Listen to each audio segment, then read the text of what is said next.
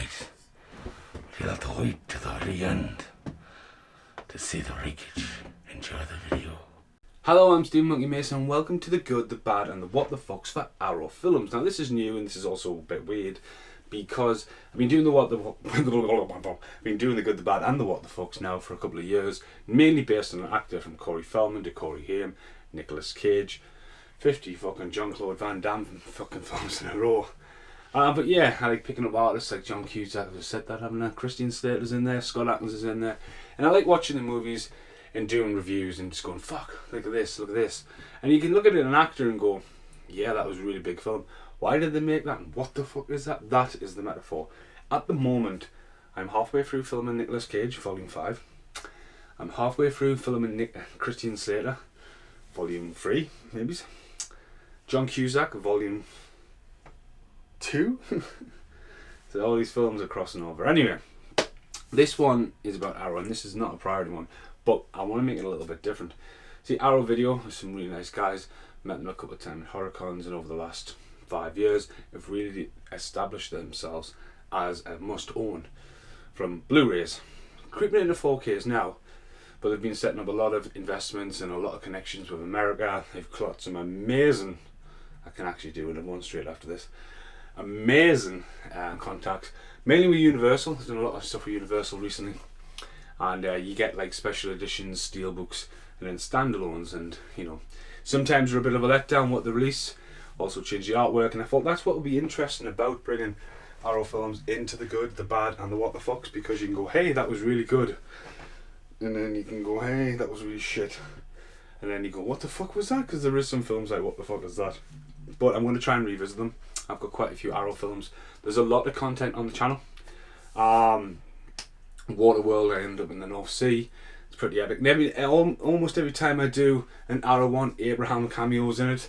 They all get a bit weird. 12 Monkeys, Fear and Love in Las Vegas, The Thing. I've all had massive epic rants, as well as in one with HMV and Arrow films for one of the massive rants when Arrow were doing like 5 for 30, and it's just like, fucking hell, and iconic clips with me netting fucking the vegetables and stuff. So yeah, there's a lot of content if you like Arrow. Now the first entry is Robocop. Now, recorded this last night, podcast. We're the first ever 4-way podcast on It's Just a Podcast. Me, Paul, Ray, Carl McSorley, also known as Lubo, and Matt Davies, brand new to the crew. Sorry, Condog. But yeah, this is actually the poster you get from Arrow, and this might rotate around, but it's a bit haggity-baggity. I just fucking bodged it. Part man, part machine, all cop. We were talking about this last night. He's got this brown, bronzy font, a little bit more ready on there, but that is the most iconic thing, and that's another thing about Arrow.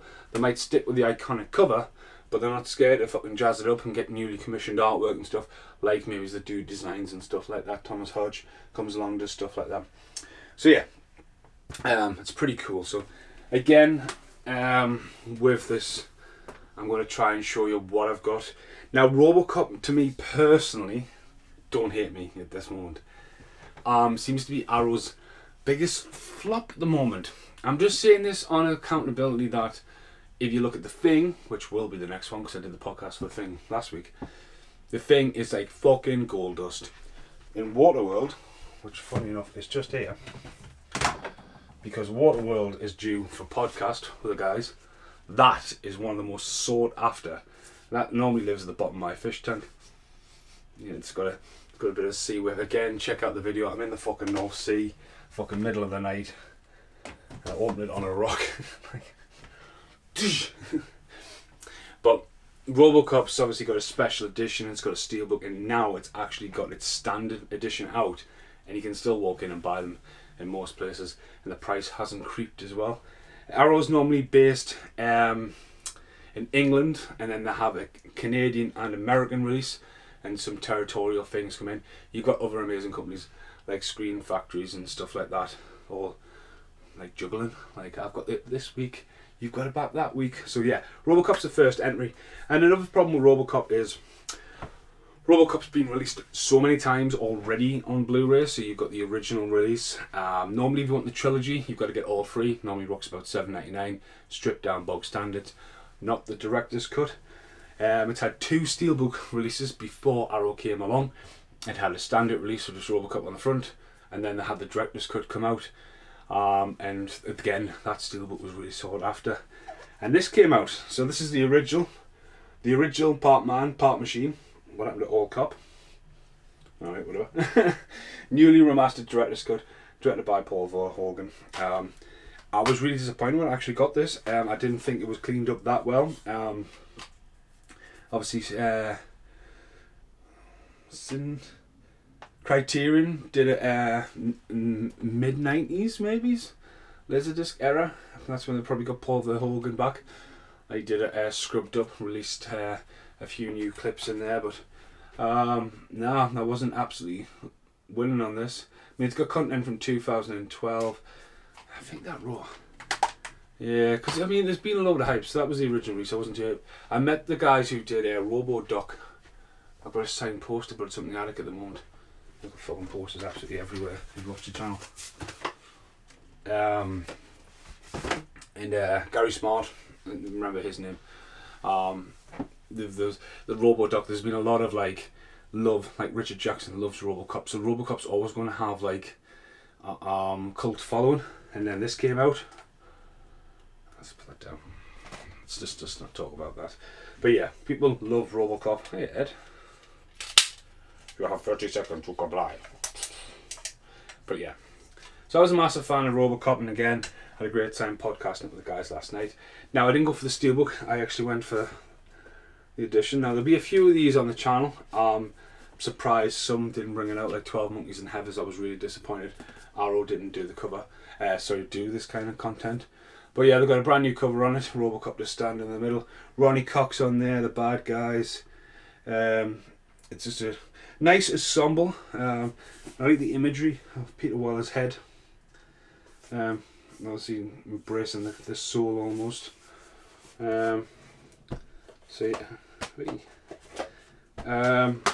get 2 discs, even though there's a bit room for a third. Director's cut and uncut version. Not much difference in time. Got a flip cover. So obviously they've kept the original front cover. Sorry, there's daylight out there, but they've changed the tagline. The future of law enforcement, and they don't tagline on that one. Yeah, just for that one. It looks alright. Arrow's done, I think, a better job. There's a couple of bits drop out near the end. It gets the thing in the neck and the fucking quality just totally drops. But you get like 3 different companies on this. You get a newly mastered documentary. You get fucking loads on this. Aye, absolutely loads. Robotalk. I mean, a lot of people say the Robodoc's been split up and in there. Production footage, Q&A, filmmakers. It's fucking packed, the director's cut. But then you think, why would you release the... Yeah. 2 edits of the televised versions and stuff. Recently unearthed from 35mm elements and stuff. So like, yeah. Ultimate, like, a fucking edition. Just chuck them on the discs. What else are you getting this? It's in postcards. The Shadow one, he gets shot in the guts. It's a guy from the Police Academy. Shooting. Objective 4, bending the gun. Ed 209, mowing down. So you get little art cards. You can maybe sew some stuff up and get a little big book. There's another art card there. And that was really weird, getting a Wolf of Wall Street. So weird. And then you get a really big ass production book.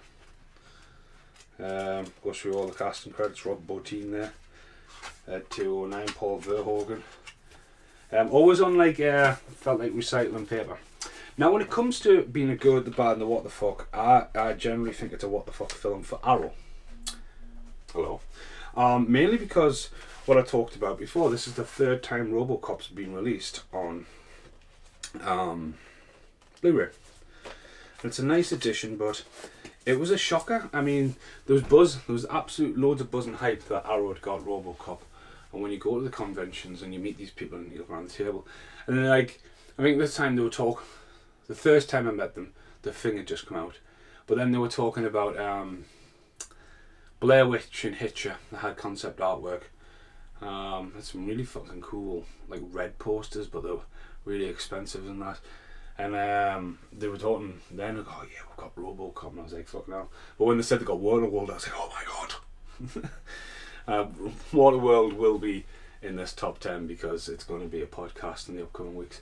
And by the time you've seen this, Robocop podcast should be out. But watching it back last night, I got loads of nostalgia for it. It looks good, just dropped out a little bit, but again, it's packed full of commentaries, more than a week's worth of watching. I tried to absorb as much of the special editions for the podcast last night, and it's like a never-ending fucking story. And we're not talking about Falco the fucking Lutkruggen. We're talking about like it's fucking just never-ending. There's so much information being chucked in there, Robo-Doc or not. But again, it's a what the fuck for Arrow to bring out because it had already been out, and like maybe could have waited. I mean, there's a lot of hype now about Robocop returns. Should Arrow had waited on him and was brought the sequels out, because like, well, Arrow, again, one of the films I think Arrow should really get a hold of is Highlander 2 and stuff like that. Like they made him, Arrow did Robocop 2, that made him maybe been better because Robocop 2 is a very underrated sequel. I mean, the fucking kid in it, the first time I ever seen a fucking brain with eyes, I'm like, super violent fucking movie. But yeah, it's a what the fuck, it's a really good movie, don't get us wrong, Robocop. Just the way it looks, it's uber violent. The special editions, special scenes being put back in. I mean, when Ed 209 blows a guy a bit, it's just like, fuck me, and then it gets shot in the head and the amazing special effects. But when it comes to Arrow, it's a what the fuck, because why Arrow would do Robocop so soon, just to cash in. And that's what I worry about, because Arrow originally really thought about stuff. They scraped the barrels of the earth from when it comes to the 70s to the 80s. They spent a lot of time, like Satan's Blade, like Jesus Christ, talk about finding someone. And then they've got the point where now, like, they're playing in the big leagues. I mean, they've got a lot of connections with Universal Studios. And there's a lot of, I mean, it's Orion, Robocop, or MGM, and we'll just have to time will tell, you know what I mean? But like, I think Arrow's a collection. It's cool to get them. They're the ones you hunt after. But yeah, for Arrow, it's a what the fuck. Right, okay, so I'm going to go straight into the next one.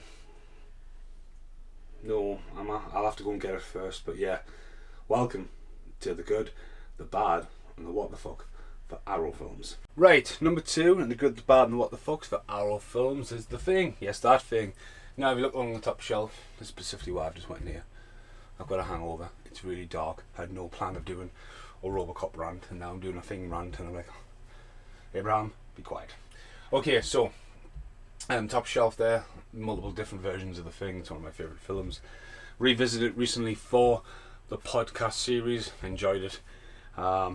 My God, let's just not to check out the podcast. Right, okay, so when it comes to Arrow doing The Thing, it is a what the fuck.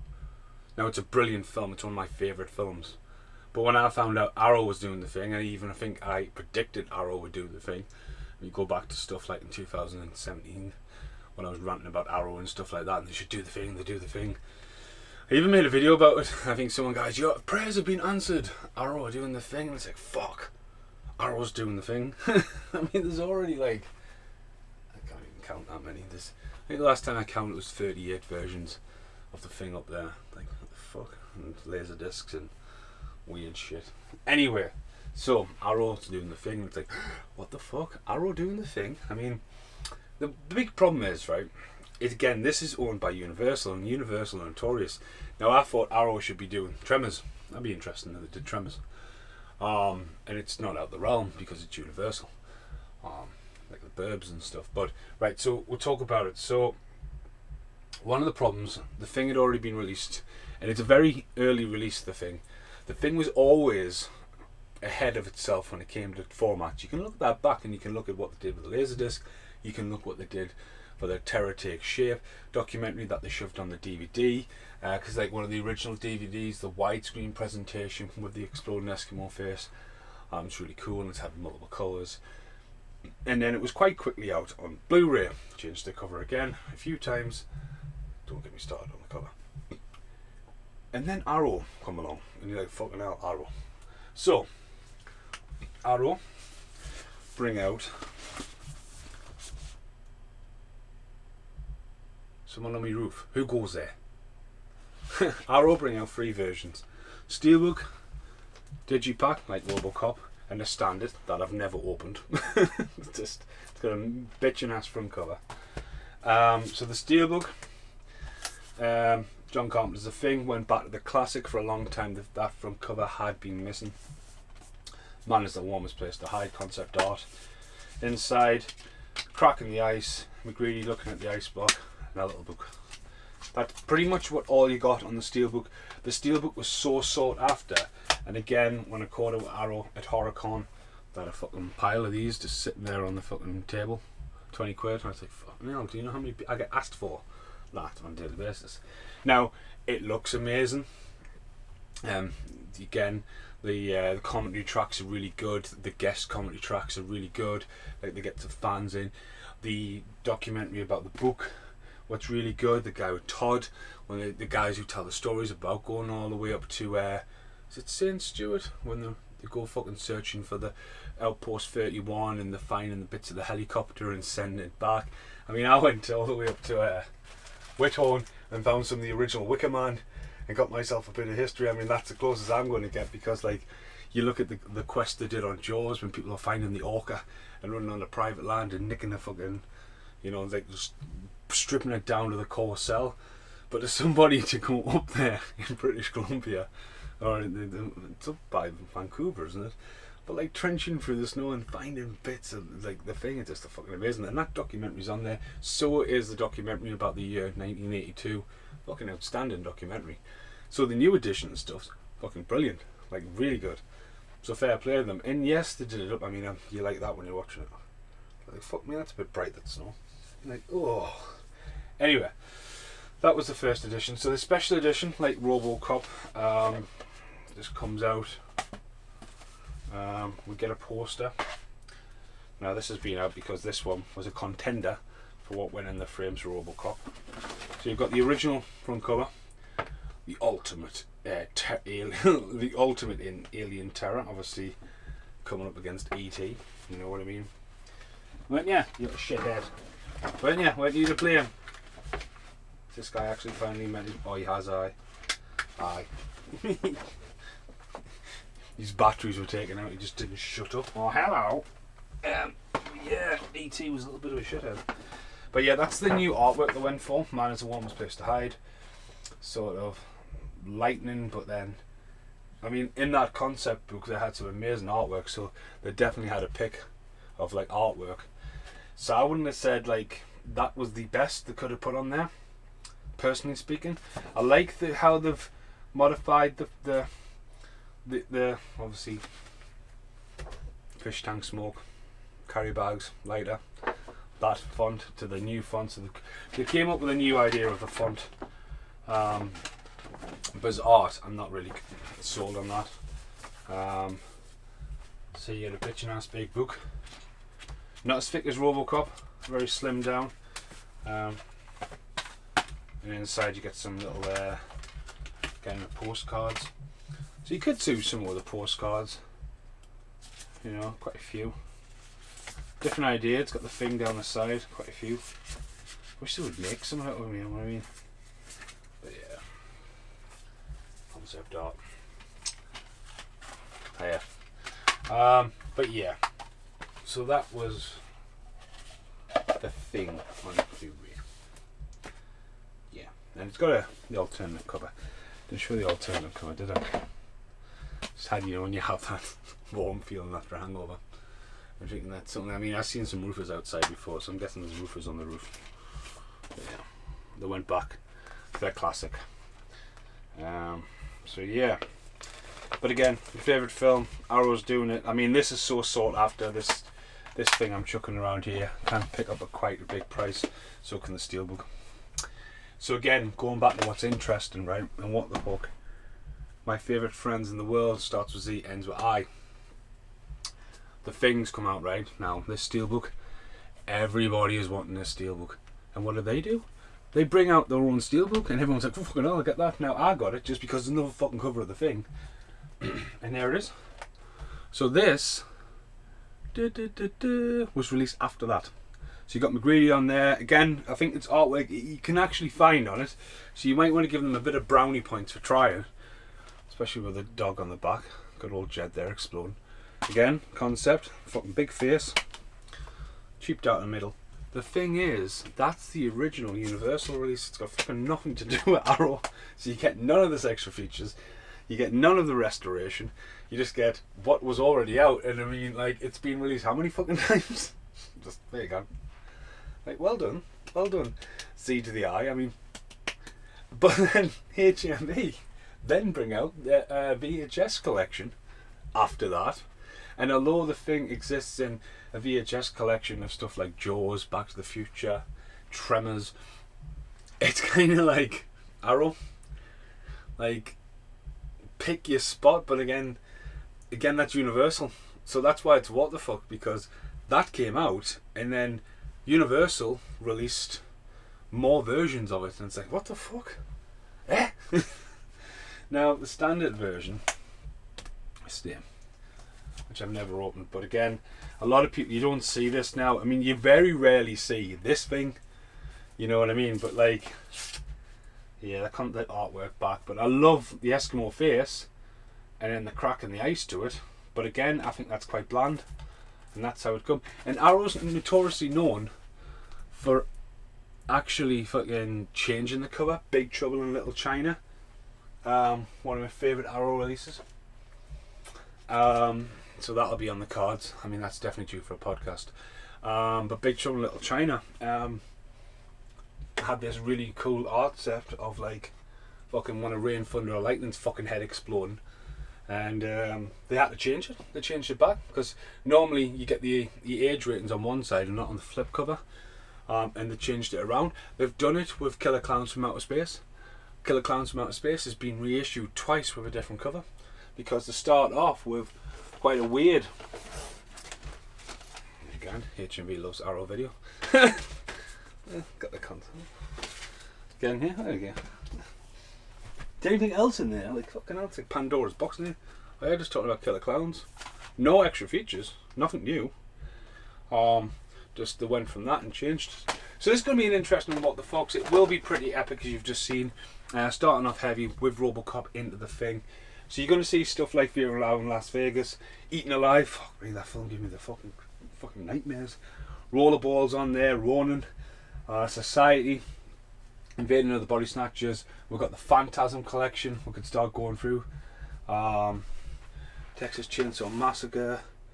12 Monkeys, Vamp. Oh, we're looking forward to watching Vamp again. Vamp was class.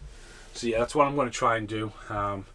Revisit. But again, it's not me just going, ooh, look at Arrow. I'm going to watch these for some point and then rant about them. So yeah, see you in the next one, which probably will be Waterworld, because that's the next scheduled podcast. But unless I remember, I've watched something else recently of Arrow and totally forgotten. But I don't think so. I mean, I don't really have to watch The Burbs again, but I want to, you know, yeah. Well, there you go, Heathers. But I think Heathers has already been, I don't know. It's going to be the most wackiest fucking Good, the Bad and the What the Fucks. See you in the next bit. Okay, the third entry into the Good, the Bad and the What the Fucks for Arrow Video, it's Life Force. Now, Life Force, Toby Hooper. Made in Britain. Patrick Stewart's in it. Guy from X-Files is in it. Steve Rearback. To me, one of the best films to come out of the 80s for special effects. I mean, the film's batshit crazy, originally called Space Vampires on the novelisation. Fucking hell, man. The woman's absolutely beautiful in it. Like, weird. Some of the special effects, man, are just mental. The guy on the operating table when he opens his eyes and you think, fuck me, look at that. It's really there. Special effects at the start. Amazing. So, this is one that just passed me by as a kid. Obviously the artwork, the original artwork was quite good. The steelbook when it came out was massively sorted after. Now this is a reissue. So they've brought two different versions out because there's now a 4K one. And it's just a little different artwork. So on this one I've got Life Force, I've got them hovering towards the girl and the fucking big vampire thing at the back. The bit where the blood goes together and she's fucking appears with fucking eyes. It's like visually amazing. It's fucking mental. Just groundbreaking. So this is a really good one for the Arrow entries. It's really good as well. Now, it's interesting that that's in it, because I got asked today about that at work. When's the game coming out? So the game's been advertised in there, but I've had that a good while. It's not like I've bought that recently. So the game's been tiptoeing around for a while. Players want it. Yeah. But yeah, Life Force 2, I mean, that'll be the original artwork cover there, but Life Force is normally like a circle. But you get 2 different versions on it. There's a lot of comedy tracks as well. It's very interesting. Because obviously they've got the dun dun dun dun dun dun dun dun dun dun. The fucking menu screen just kicks off. And you got the original intro and how the film was meant to be. Then you got an alternative cut. So that is very, very interesting when you get that. So you can tell that they've dug into it. Get both the international and the theatre versions, 4K restoration. So obviously Arrow's been prepping this for 4K. Cannon fodder, obviously it's a Cannon movie. So like Electric Boogaloo there. But yeah, there's a lot of reversible sleeves, steel thread, but a lot of interventions. Well, that didn't make any sense whatsoever. It's been a long day. But no, when I started doing this Arrow thing, you go on there and I've got stuff like Night Riders, and we're not talking Days of Half Off, we're talking about Ed Harris playing on his motorbike, and then you got stuff like Eaten Alive, like it was fucking nightmares, and I was just looking along, like Candyman and Fear and Loathing in Las Vegas. I mean, I could probably do Fear and Loathing because I just watched it recently, but again, with Life Force, I was like, right, I want to revisit it, so I've like watched it last night, I listened to the commentary, and then I watched it again, because when you, again with Arrow, it's like you put it on. And even though some may have very limited, I mean, there's not that many that have bottle, what should I say? But when you see it on like a television, it just looks fucking amazing. Like, I mean, if you've never seen Light Force, get it watched. It's a really good film. I don't think at any point the special effects are a bit laughable.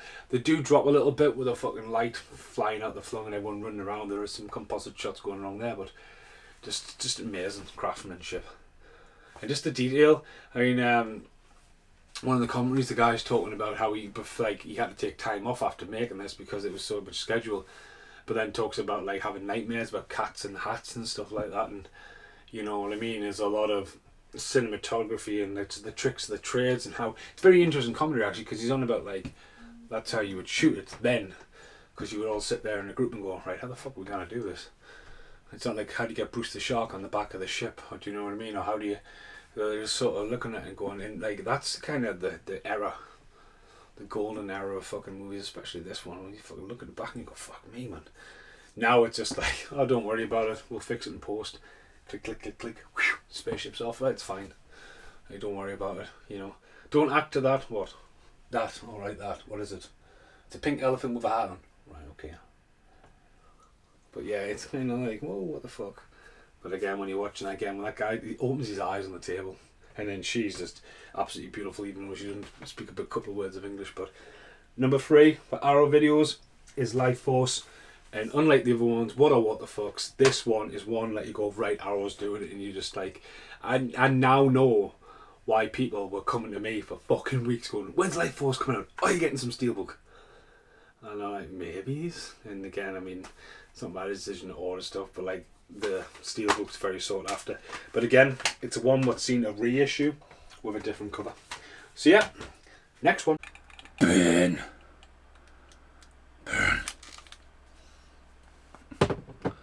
1, 1, 2, 3, 4, 5, 6, 7, 8, 9, 10, 11, 12, 13, 14, 15, 16. Could add 16 candles.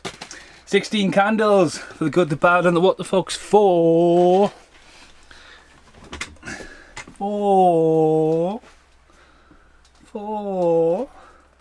John Cusack and Arrow. Now this will be in both. I'm not going to do an alternative because I'm just literally filling in 5 minutes. Last night was pretty fucking mental. It was 16 candles, followed by Appetition, followed by Wild at Heart, followed by Dangerous Minds, followed by Half of a Few Good Men. Like, needed sleep, Stephen? Didn't happen. Well done. Well done, Abraham. Right, okay, so 16 Candles. Had this for a while. John Cusack and Joan Cusack are actually in this. And this came out in 84, John Hughes movie. So a lot of people are either massive on The Breakfast Club or massive on this or Ferris Bueller's Day Off. Pretty in Pink's one there as well. So there's a few John Hughes. He definitely knows how to write people. John Cusack though, when I talk about John Cusack's like, right, okay, it's a nice little getting into Hollywood. He was cast out of Chicago. This cast from LA as well as New York. Molly Ringwald is the star of it. The guy who plays Don Duck Long, who's also the camera guy in Gremlins 2, fucking steals this fucking movie. He is fucking brilliant. And there's a lad who obviously looks completely different, Anthony Michael Hall, who's almost unrecognisable these days. But when it comes to John Cusack, it's a great little, like, it gets him into the 80s nostalgia, you know what I mean? He was like, you look at back in them 80s movies and he was a face to be crowd. I mean, he was in that. Not long after that, he would pop up and Stand By Me. And then by the back end of the 80s, he was fucking Better Off Dead, One Crazy Summer, and just getting ready to fucking be a fucking household name, do you know what I mean? But to see Joan Cusack in this as well, when she's rocking the head and falling over. Music cues, obviously this one on Arrow labels basically got a complete alternative soundtrack, as most of the music didn't have the licensing back in the day. Got some funny bits. Molly Ringwald I don't think hits it home. There's a bit where she's in the car and asking, fuck me. It's like, script read. But like John Cusack is the dork, you know, the tape guys, you know, get the underpants and that kind of stuff, so it's really good. But again, Dong Long Duck Long Dong, it just fucking steals it. Highly recognisable, but when it comes to John Cusack, it's a good movie for John Cusack. And obviously this goes in the John Cusack as well as Arrow. Now when you talk about 16 Candles, and you've got to think, well done, but what the fuck? I mean, Weird Science and 16 Candles came out the same day. Well done, but what the fuck? They didn't go for bigger boxes. 16 Candles, I mean, obviously Breakfast Club. I mean, Ferris Bueller's been available for a while. Breakfast Club has had numerous releases, even recently the new Steelbook. Pretty in Pink hasn't seen the light of day, and they don't. I mean, it'd be just great if they just brought out a Black Part collection, but yeah. So say lead actor in here also, you know what I mean. Well, he's got a weird name. It's like Scaffolding or something, but he basically only did a few films and pretty much gave up on Hollywood. But yeah, rocking out the sort of beer cans and fucking toilet roll from the ceiling, kissing in the window. Loads of special editions. A little bit of a casting recall, trailer spots. I don't think there was additional commentary.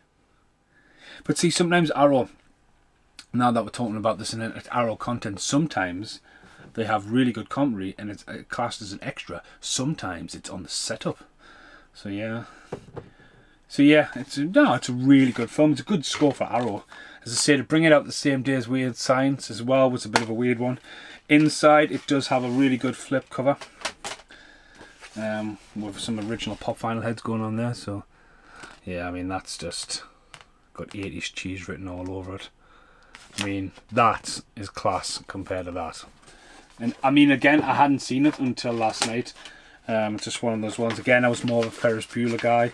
I had seen Breakfast Club briefly, but I was always a Ferris Bueller guy, so it's an advert in there. Arrow at the moment's $2.15 at HMV, so today I was really tempted. I actually bought, fuck did I buy? Grifters with John Cusack on 101 label. I bought that because everywhere I looked online when I was searching for John Cusack movies, Grifters, it's got like a nice little price, about £7-8 just for the DVD. And I was like, fuck me, the Blu-ray is in the sale. It's a special edition. It's going to cost us £7. And I ended up buying 51st States, also known as formerly 51 as well. So I almost went for Arrow, but when I was looking at the Arrows, I was like, right, don't get us wrong, it's going to be cool to do 10 Arrow films in the good, the bad, and the what the fucks. And I don't even know what number this is now. But it's also going to be like, I've got fucking at least 3 volumes. I don't need to buy any. And there's nothing really really just like, oh, I've got to get that in the collection. Because when Arrow was 5 for 30, I would be like, right, I'll take a risk on that. And like, I found some hidden gems that I hadn't revisited. I was tempted to rebuy the House box set. That's down in the sale today, as Well, I don't know if she kept it. She might give it a fucking charity shop for all I know. But yeah, I do miss having that. And again, if you think about 10 films for Arrow, the Phantasm box set's sitting there as well. So, you know, the only thing I might be tempted on is getting the other two Hellraisers. But again, it's gonna, I will get there. But yeah, it gets a nice little booklet in here. But it's a nice edition. Quality looked alright all the way through. A little bit grainy a little bit. That just contradicts what I've just fucking said. But when it comes to good, the bad and the what the fucks, it's a good movie for Arrow to get. Again, it's Universal. But again, it's one of those ones where it's been preserved and it's been well looked after. And yeah, it's, if anyone's fan of it from back in the day, I think they've done a good job. It's nice to get it with slipcover. Weird Signs, funny enough, I was tempted to pick that up today, but I've got none of the covers in stock, you know, because I'm a sucker for the slipcover.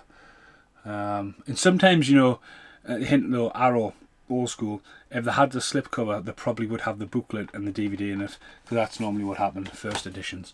Right, so this has been 16 Candles for John Cusack. Fuck knows what volume that is. I think there's only Hot Tub Time Machine 2 in it so far. You see, you know what? I could. Well, I might as well. Right. I've got a podcast. Right, so if this suddenly stops, if it suddenly stopped there, there's a little bit of a jump. It's because I've already talked about this, because again, Arrow videos have been on the back burner for a while, and when you want to talk about John Cusack and you want to talk about Arrow, you've strangely enough now got to talk about Fear and Loathing in Las Vegas. Now this is a what the fuck for it to be brought down. Now check out the channel. This has had its own video with Abraham. This had already been released once on Blu-ray. Then it was released as a steelbook.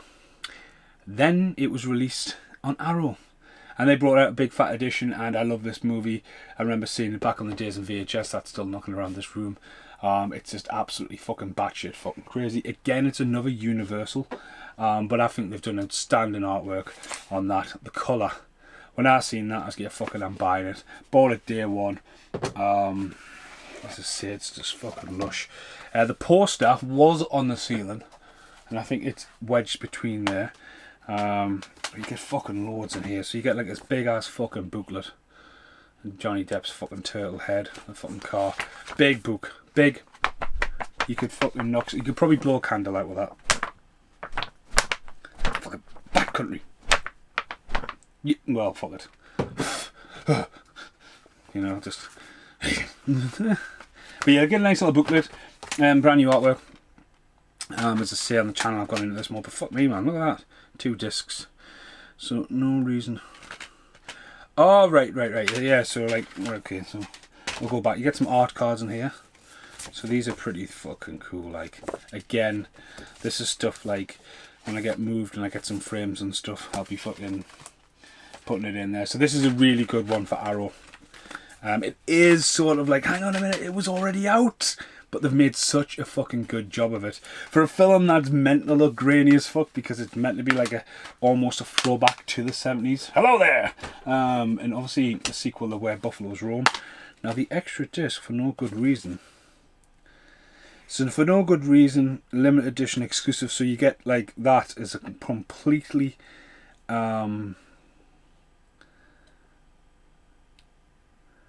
Oh fuck me, it's a film. I actually haven't even fucking watched that, so yeah, it is a what the fuck. So yeah, stars Richard E. Grant, I've worked with him. So yeah, for no good reason, it's the extra limited edition, so a bit like what they did with Waterworld. But the reason why, and we're still in a massive rant here for John Cusack, is John Cusack pops up in the film. It's about Hunter S. Thompson. John Cusack pops all up in there along with Gary Busey and a load of fucking random people, and John Cusack's got some really good feedback about how much he learned from the guy, the myth, the legend, and the documentary is fucking brilliant.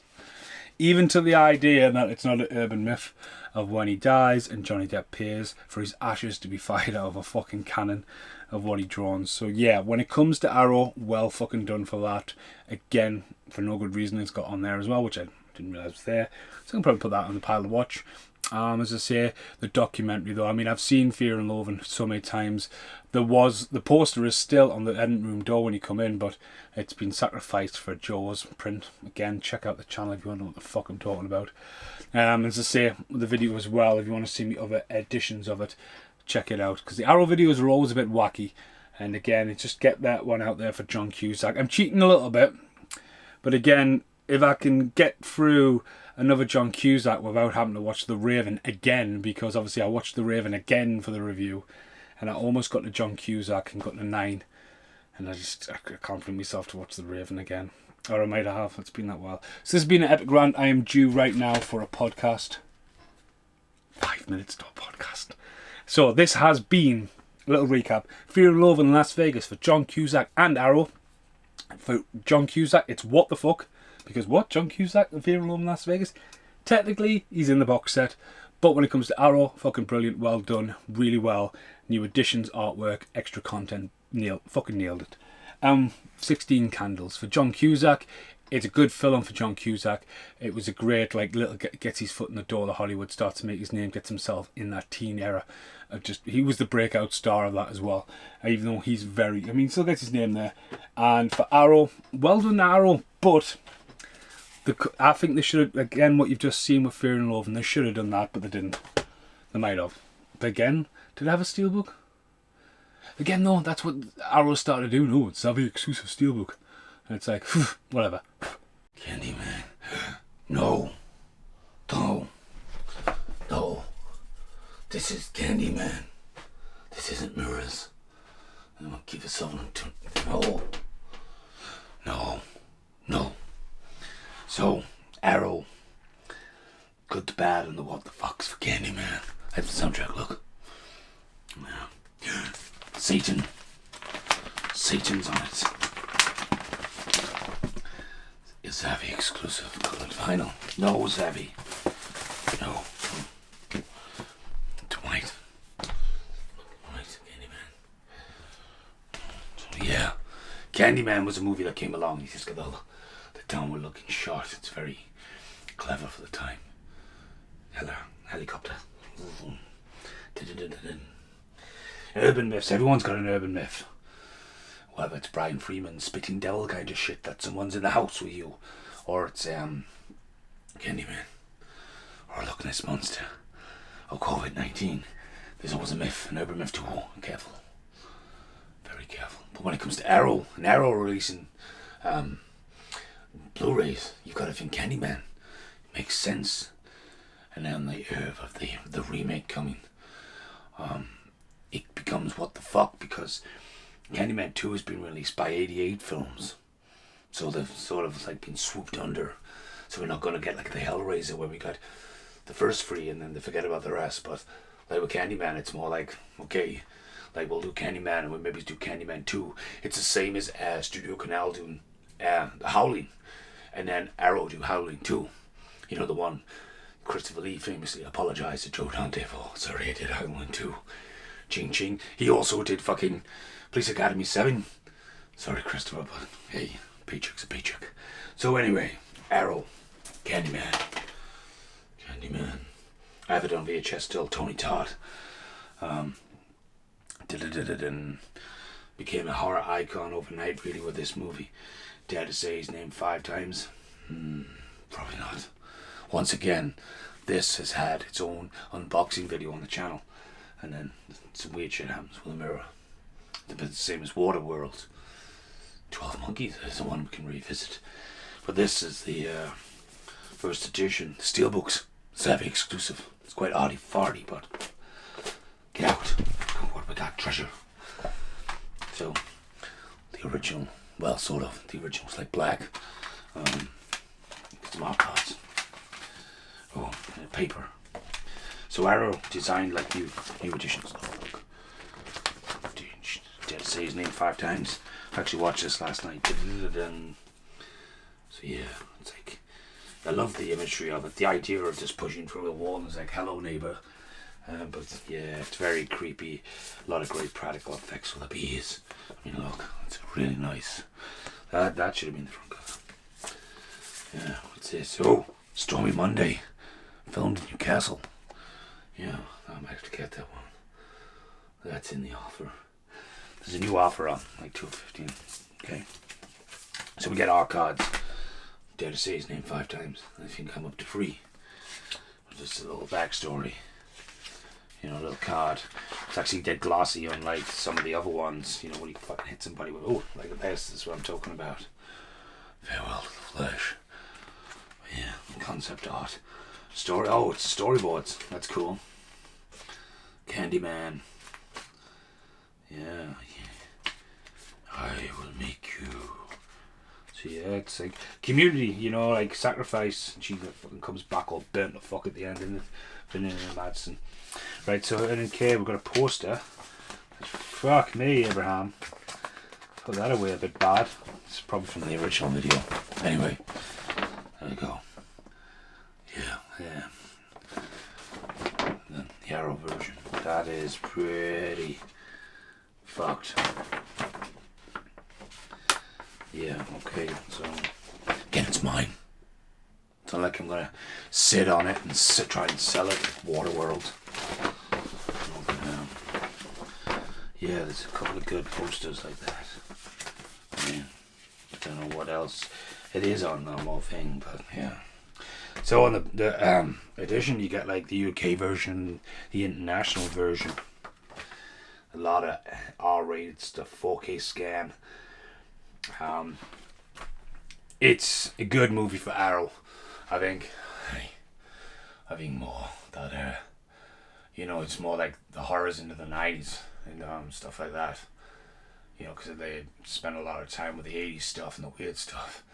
But Candyman was a good score, but for them to lose the sequel, it's a bit of a shame. But it's worth owning, even if it is the edition. I do like the steelbook though, it's got loads of colours. But yeah, I need to clean this mirror. The mirror needs to be cleaned. I don't know what it is. See you in the next video. Much as a shot as I got last night. Right, okay, so last night, this is the good, the bad, and the what the fucks for Arrow. Not sure what entry these are.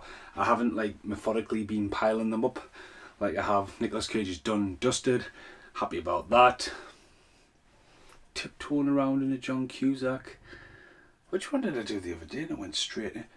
The Factory with John Cusack, so I did that. So I've got them all set up in the edit, so it's like so I think this is the one after Candyman. So yeah, it's been about a week since I did that, I imagine. Right, so last night I watched Eaten Alive again. This is the 3rd time I've seen this movie. The first time I seen this movie, I had a nightmare over it. The guy, Neville, he's called Neville in real life, no makeup needed, no fucking leather mask or anything like that, just a fucking pitchfork, give me a fucking nightmare. This film is so unsettling. So when it comes to Arrow, this is golden for Arrow, because this is what Arrow should really focus on, and they have. But then they get stuff like Satan's Blade, we'll get there, and Demons, we'll get to them later on, when you go, But this is the one we'll come across, and it's golden. Eaten Alive, also known as Death Trap. I'm sure the alternative artwork, I should go Death Trap anyway. Toby Hooper's, after coming off the back end of Texas Chainsaw Massacre. Stubbs, the million famous actor in it is Robert Englund, so you become Freddy Krueger. And it's just something very unsettling. Made quite on the low budget of a friend and friends. The idea that Jaws was such a big success, someone wanted to write a one about a crocodile or an alligator. So there we go. Pick this up on Arrow label. Highly recommend this. Never seen the steelbook, and I've never seen like a fat edition, as I'm going to start referring to them as. Just come with a booklet in it. I'm sure in the booklet, yep, there's the creep right there on the back. Terrifying. Because I think this is quite an early release. I remember putting it out when it first came out, but again, it's one of those ones where if you don't really order from Arrow online, you might miss it. Shouldn't really be standing on my phone charger. So yeah, the story of this movie is a woman basically has a bad experience. She's in a brothel or a whorehouse, walks through the woods, turns up at this guy's, you know, like bed and breakfast kind of say. He just goes full berserk on her, fucking kills her, fucking hacks her to death with a fucking saw straight away, and it's chasing around the house, and it's what the fuck. The woman as well, who's in charge of the whole house is painted like this grey thing going on. It's like, what the fuck? But then everyone starts turning up. Then all of a sudden this family turns up, the dog goes underneath the net, and the guy's got his house, like he's B&B, and he's got like a fucking alligator in the back garden, and the fucking dog gets fucking murdered straight away. And you just see the dog, real dog, and just a puppeteer just attacking the dog, and it's like, and then the kids screaming, the guys screaming, and the guy starts having a fucking mental breakdown, and then all these characters just get together, and then it's got loads of weird reds and fucking creepiness about it and unsettling audio, and it's all done on a studio as well. But yeah, I mean, again, they're going back to Arrow. Like, when they've released this, they went and tracked down a lot of people, and they've done a weird comedy track, and it's a comedy track that it's great that they've done it, but it's one of the ones where it's quite distracting when someone goes such and such, the director, well, not the director, it's the producer, but they've got like the actress who's in at the start who gets murdered and chucked in the fucking pond. She comes in, she talks about it. Then when the actor turns up with his family, he talks about it, and he's watching it like, you know, it's been filtered in. He's watching it in New York, and he explains that. And again, it's Arrow reaching out. Toby Hooper as well, Life Force is one of his movies they brought across. They would later on bring on Texas Chainsaw Massacre 2 and give it the big box edition. I watch that. See, I'm not gonna, like, if you're watching this, I don't know, Arrow will not be a priority. I'm revisiting these films, and the only reason I'm revisiting a few now is we're doing a lot of them as a podcast. Waterworld. Have I done Waterworld? We haven't done the podcast for Waterworld yet, as I say this, but looking on the shelf in the night time when I'm wanting something to watch, Arrow is a brilliant title to go to, because when I'm tired, I just want to really shut off, don't really pay attention. I will go for a commentary, and 9 times out of 10, Arrow will have a comedy track on. It's scary, it is heard of, to have an Arrow film and not have a comedy track on, but yeah. But yeah, just working your way through. Again, as I've talked about this before, I want to try and revisit stuff and appreciate stuff, but this is one, when people talk about Arrow, I recommend. Brand new 2K restoration, Rilton Carano, director approved, high definition, documentary, TV spots, promos, Steve Russell sees. So one thing about Arrow, it's like, it's a lot of reading on the back. You don't really know what you're getting in for. Meet the maniac and his friend. And again, I think, you know, like, they say it's a crocodile movie, but he is so startlingly scary. There's 2 people I can think of who have startled me in a horror. Him, his name's Neville, runs around his pitchfork, and a movie called Urban Explorers. The guy that cast in that painting's doing my head in, like, it's fucking glued to the wall. And it looks like it's moved, but it hasn't. It's not straight. Fucking OCD's fucking kicked in. I want to start going crazy, like running around pitchforking people and feeding them Milo the cat. But yeah, when it comes to Arrow, that is an awesome film by Arrow. But again, it's given me a fucking nightmare.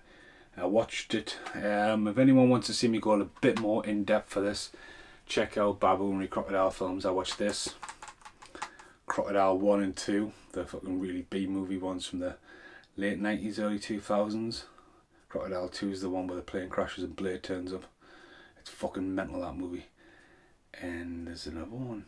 It's not Blackwater. Blackwater is one of the best crocodile movies to come out. It's got a sequel coming out now. There was something else. It's actually on a wallpaper with this room.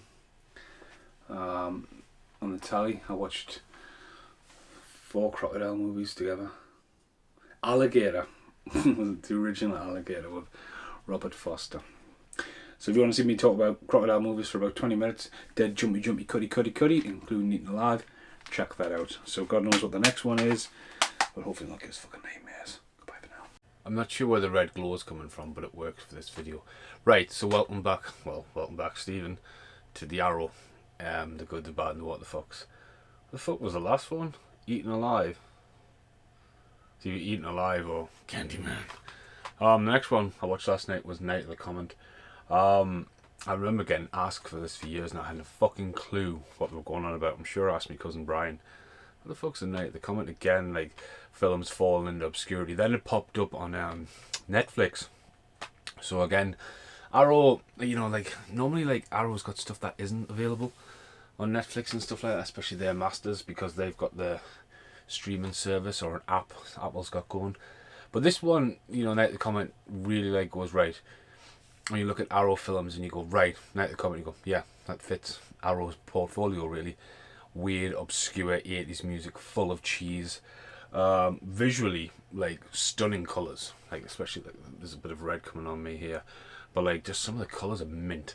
The bit where it has a music marathon in the middle, girls want to have fun, it's like, what the fuck? Only in the 80s. Some of the hairstyles, some of the fucking just traits, and such some of the camera setups. Just at the end of the day, I mean, it's quite a good idea. For an idea for a movie, as a way. I remember Jonathan Frank, the writer of the tournament, telling me one of his pep ideas, which I've never seen. It was like the red moon or something, and just like what happens if everyone's watching the moon and bleeds red or whatever, and you're affected by it. Essentially, everyone just turns to dust like fucking Red Dwarf in this. But there's crazy zombies going around there. There's a lot of feasts getting ripped off there. Quirky little soundtrack, weird font when it comes up. Night of the Comet. It's like, what the fuck? It's packed full of extra features. It's definitely a good one for Arrow. It's not exactly a great film. I mean, it's just when you watch it, it just screams 80s in your face. But for someone who's not from that era, will be like, what the fuck's this? Probably could get remade. Yeah, so Arrow, this is another one. Like, as again, I don't know if I've talked about Scream Factories, but Scream Factories have brought this out. So like, it's either Scream Factories or Arrow.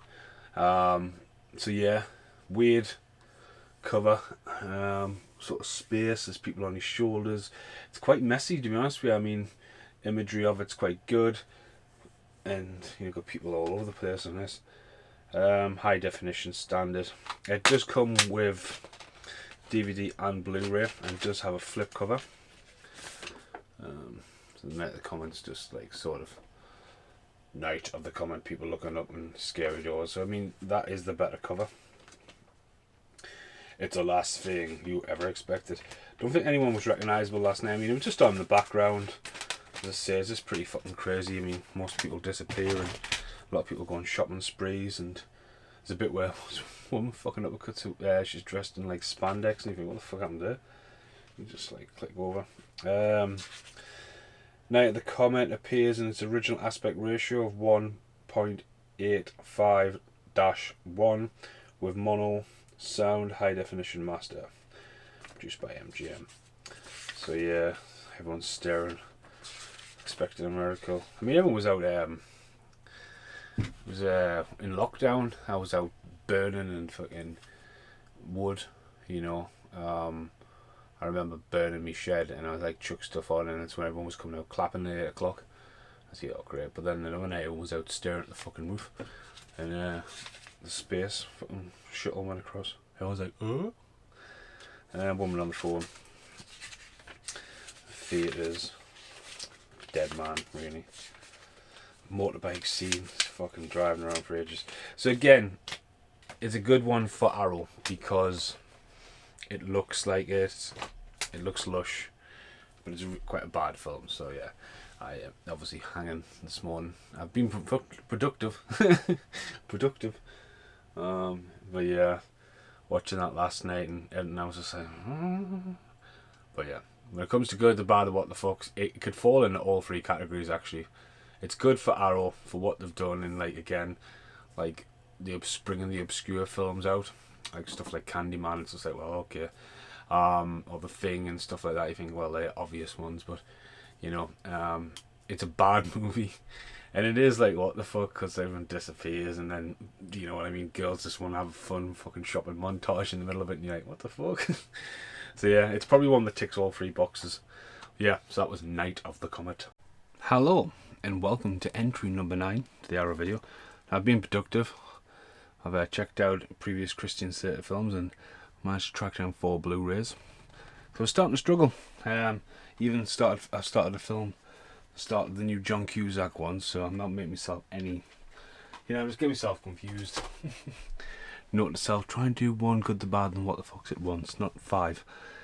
So, tonight I pretty much I got a bit stressed out. If you check out the John Cusack, I was thinking, how many fucking Arrow films have I seen, and have I justified them enough? Because like, I counted 11, And I was like, for Arrow films, I was like, 11 entries. Then I realised there's some additional content, as you've seen, that's a bit weird at the start, and it's going to get a bit weird at the end. But you know, last night I decided to try and watch Time Bandits. Now, Time Bandits is somewhere in here on VHS, and this will be entry number 9. I've actually went through all the footage tonight. Obviously this is pretty long, but that's what the good, the bad, the fucks are. Good, the bad, and the what the fucks are. So we had Robocop, The Thing, Life Force, 16 Candles, Fear and Love, and Candyman, Eaten Alive, Night of the Comet, and now the Time Bandits, which is a Terry Gilliam film, obviously the director of Fear and Love in Las Vegas. It was a steelbook, was sought after. I just picked this up when it came to the 5:30. Now my cousin Brian was a massive fan of this, and I remember seeing it. I am a fan of the Full Monty. The fucking film. What the fuck is the Full Monty? What's that? The Full Monty, Monty Python. Fucking, it's tired. It's 11:45 at night. You didn't even know that. But I remember seeing stuff like the Jabberwocky, which I revisited recently. It's been released on Criterion, hasn't it? And I'm glad I revisited it on a 5 pence DVD. It wasn't much. It was like 5-10 pence at the shop. It was fucking crazy. It's cash converters, man. Just put them in a bucket. Give us a mystery box. I'm ranting. Sorry to that. So Time Bandits is an absolute what the fuck movie. For the time, it's amazing though, because it was done now. The realization of it would be done as a cartoon. They just wouldn't risk the scale it did this on the, like, for some of the stuff going down on it. They would just be like, this is too outlandish. This is too ludicrous. Just fucking do animation. Because you don't get a lot of really dark animation, they just get called as animes. But like to do a film that is essentially as quite dark as this would be. So Time Bandits is a PG. It should be a 12. It should be a 12 going on borderline 15. It's quite terrifying, the fact that the kid goes to bed, you know, in the English vibe, and a fucking horse comes bursting out of the fucking wardrobe. And then you get 5 mini people, little people, including the most famous one, who plays the fucking evil fucking sinister little red dude from the Young Ones, Nincompoops or something like that, Schnozzums or something weird. Say his name and he appears. David Warner's in this, who's appeared on this channel in the HorrorCon video. You've also got Sean Connery randomly in it. That's like, what the fuck. There's quite a few famous people in it, isn't there? John Cheese is Robin Hood. Got most of Monty Python's making cameos and appearances, as well as Shelley Duvall. So there's a lot of people in this. So, but it's just mental. Now, if you've never seen the Time Bandits, what the fuck? But like, Britt hadn't seen it last night, and she was completely baffled. So they've got the map, and they're trying to run away from the power, which is David Warner, who's proper creepy, robotic heads, makes people fucking disappear and all that kinds of shenanigans. I mean, they're jumping through portals. Sean Connery's fighting a fucking Minotaur. They're on the Titanic. They hit the fucking iceberg. They're swinging from dark chains and fucking all that kinds of weird jazz. There's then the scene on the boat with the ogre, and then the fucking ship just lifts up and starts walking off like a fucking giant and little fucking health potions. So it's kind of like, it's existing at a time where we had like never ending story. So like when they just fucking went weird. Especially when the British and Never Ending Story being a German film, and this is the British. I don't think really the Americans really got it. They just sort of look at it and go, kind of fucking new. But again, it's like a new fairy tale. That's what they should be classed as. Grimm's fairy tale, the new generation. Just look at it weirdly. But yeah, it's great that Sean Connery's in it. It's to say, it's fucking outlandish. I mean, Ian Holm, who passed away sadly this year, plays Napoleon. So you got fucking Napoleon in there as well. Absolutely batshit crazy. Effects are done really well. As I say, I mean, when it comes to Arrow, it's perfect for Arrow. As I say, I am going to say this: it exists in the what the fucks, because that's all Time Bandits could be.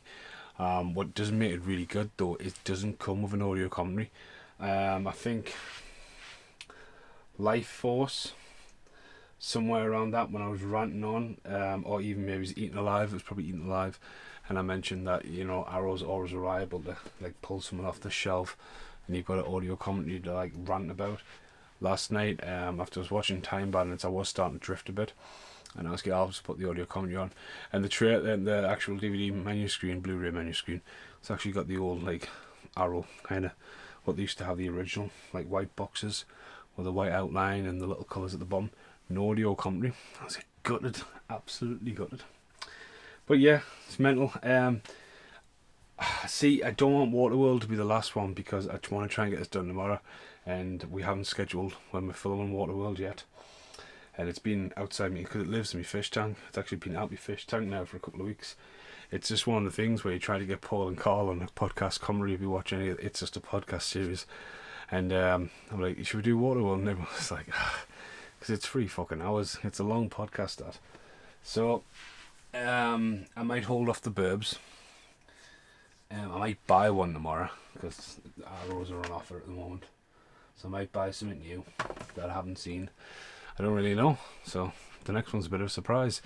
But I'm happy to get the foundation done for this video. I literally need to put this in, the next one in, maybe it's random outtake, then boom, the video done. So yeah, see you in the next video. Right, hello. It's the final entry for Arrow films for the good, the bad and the what the fucks, and it's a brand new title to my collection. And I never owned it. Seen it when it first came out. Now this film is only 18 years old. So it was a bit like, I mean, Arrow just chucked it out. I mean, got no steelbook that I know of. Not a special edition. And I owed Casper. Casper picked us up, my car broke. Had to get a new power steering belt on. So Casper picked us up to work. And he's like, well, I'll have a Blu-ray for it. So at the end of the day, it's 2 for 15 at the moment. So he got one and I got the other. But yeah, thanks Casper. It always cost you. But I was going to go for Stormy Monday. Because obviously that was filmed at Newcastle. And I thought, well, definitely one I want in my collection. I was going to get Endless. Had Endless in my hand. And then all of a sudden, spotted Dark Blue. So obviously, Kurt Russell. Now, I believe someone at Arrow loves Kurt Russell. The Thing. Big Trouble in Little China. You know. So yeah, because again, this is quite a newer film for them to take on. They are like Endless. I've just talked about Endless, and like that's a really new film as well. As you get a special edition, you actually get, well, I think one of the guys' first film as well, restored. So this is just a standard 1-disc edition. Kurt Russell's concept artwork, drained back there. Flip cover. It's pretty decent. Kurt Russell. I mean, he's fucking awesome in it. Pretty bleak story. Well directed, I think. I mean, I enjoy it there. Very gritty, set along the back of the LA riots. It's set in the early 90s. Complete your Arrow collection. Videodrome. Life Force. Is a bit grainy, I found. Comes with a few extra features, the commentary tracks on there. Trailer's really good for it. Even with POD, here comes the boom. No, here comes the boom. Sorry, saliva. Sorry.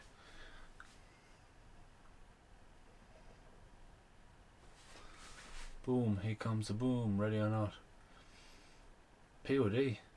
Click, click, boom. Saliva, wait. What's one of them? Vin Rames is in there. I've been in the film with Vin Rames. I've actually doubled for Vin Rames. Yes, I know I'm white. But, you know, it's like a shadow on the floor. Is it me? Is it not? True story. Scott Speedman's in this. The guy who just seemed to be like, poof, disappeared. He was in this. He was in Underworld 1 and 2. Popped up in Triple-X 2. He's the guy with the Kentucky Switcheroo, Kansas City Shuffle. Lucky number 11. Then fucking disappeared, hasn't he? So yeah, he's in that. There's a few recognisable faces in this. Again, the guy who plays is in Romeo and Juliet. He's in fucking loads. But yeah, story wise, it's just about corrupt cops. You know, grounded. You know, this come after training day. Very edgy. It's all about Kurt Russell's performance. Gritty CCTV footage at the start of the Rodney King thing, and then goes into like corruption of the cops, and it's sort of one of the ones where it's weird because it's like reflecting back, and the guy's getting interviewed, and you go, right, well, something's not right here, and you feel like you're watching Ghost, but then it likes to turn a good corner on you. But no, it's a good film. But again, with this being an Arrow, it's kind of like, it was out on DVD, so it's not like it's been missing for decades, but it was a little bit grainy in places. But I'm going to put it in good, because again, I've sat there, didn't remember it all, and I've enjoyed it while I've been in the day. Obviously, I finished up Time Bandits last night. If people are watching these and wondering where the limbo's coming from, The Suicide Squad one was filmed for Christian Sake this morning as well, so it's productive. But this is the end of the Arrow ones, so I believe I've made my life a little bit harder because I've just remembered the story about Ned.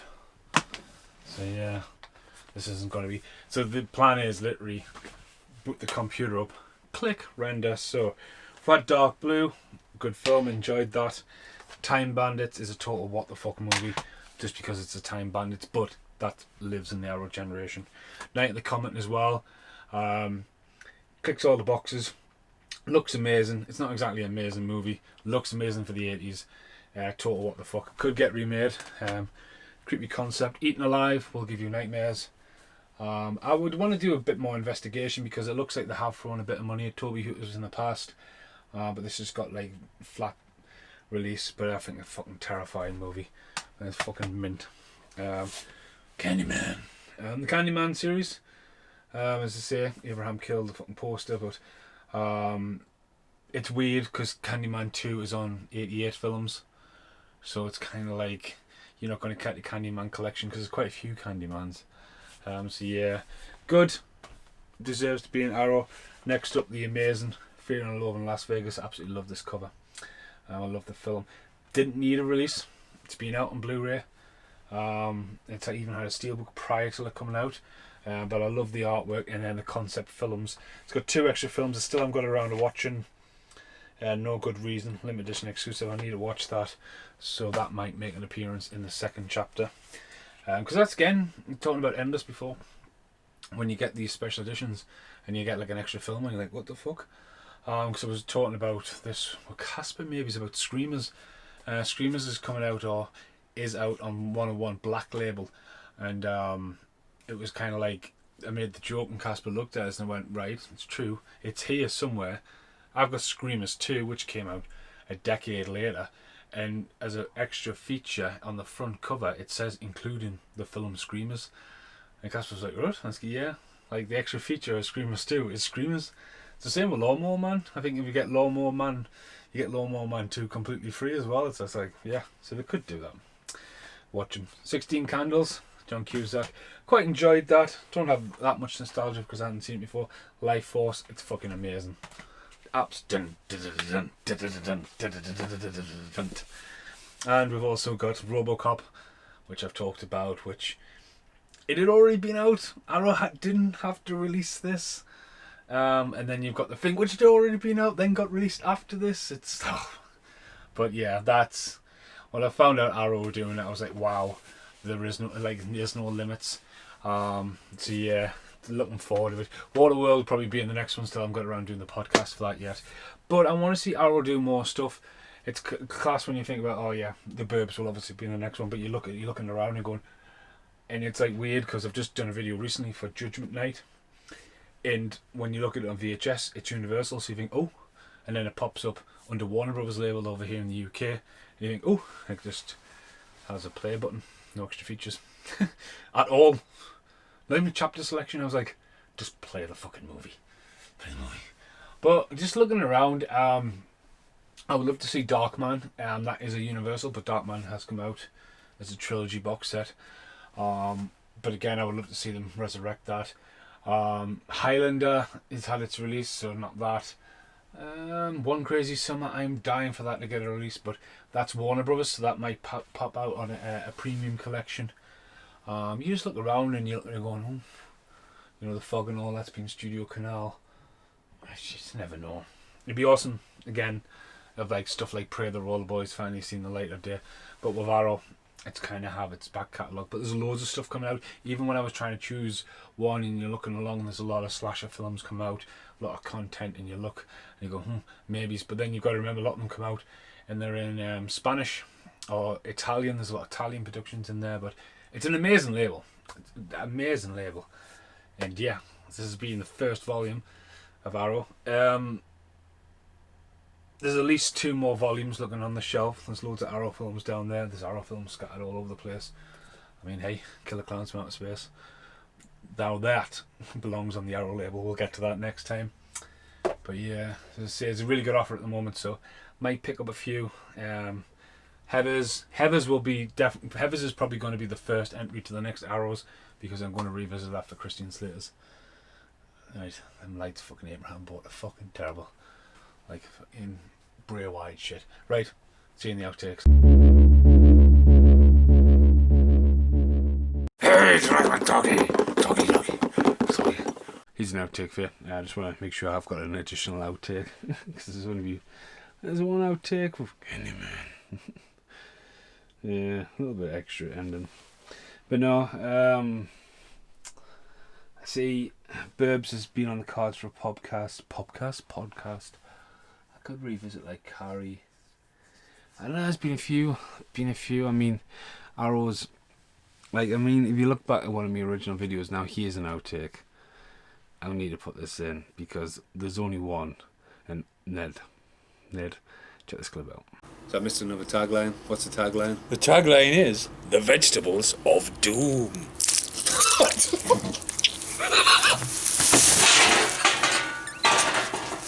Awesome. Vegetables of doom.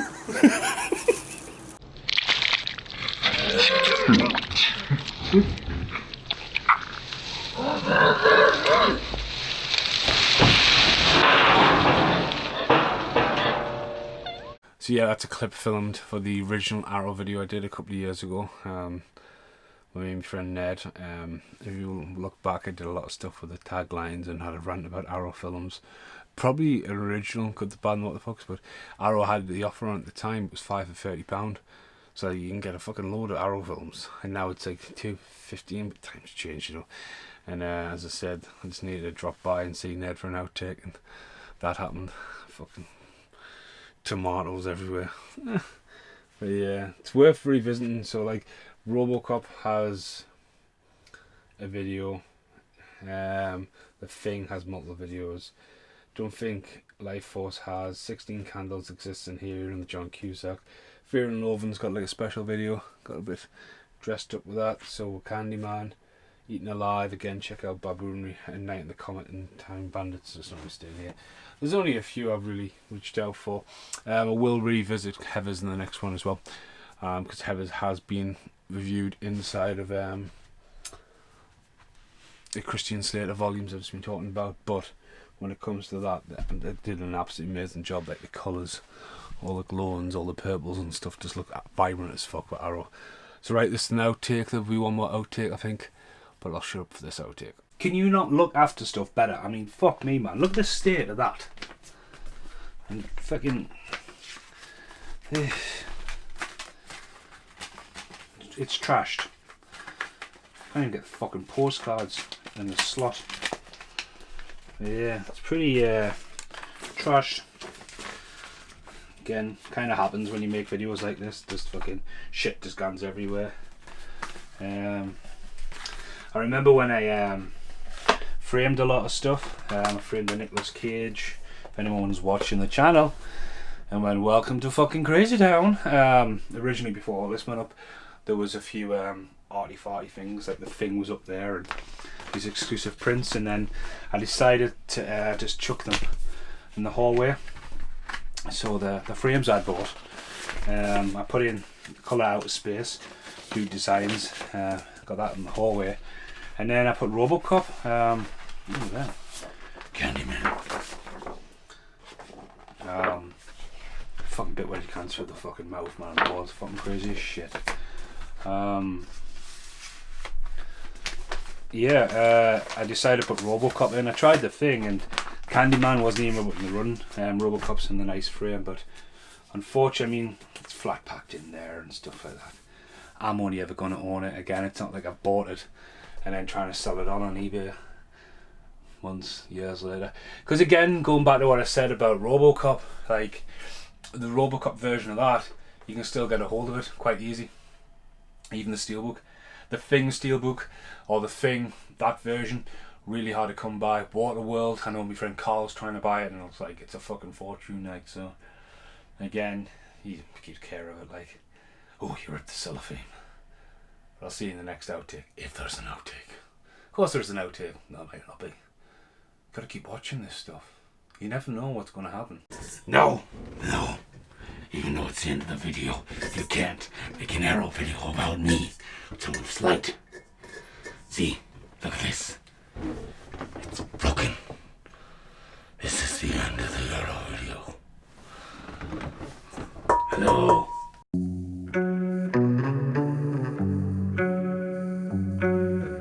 And now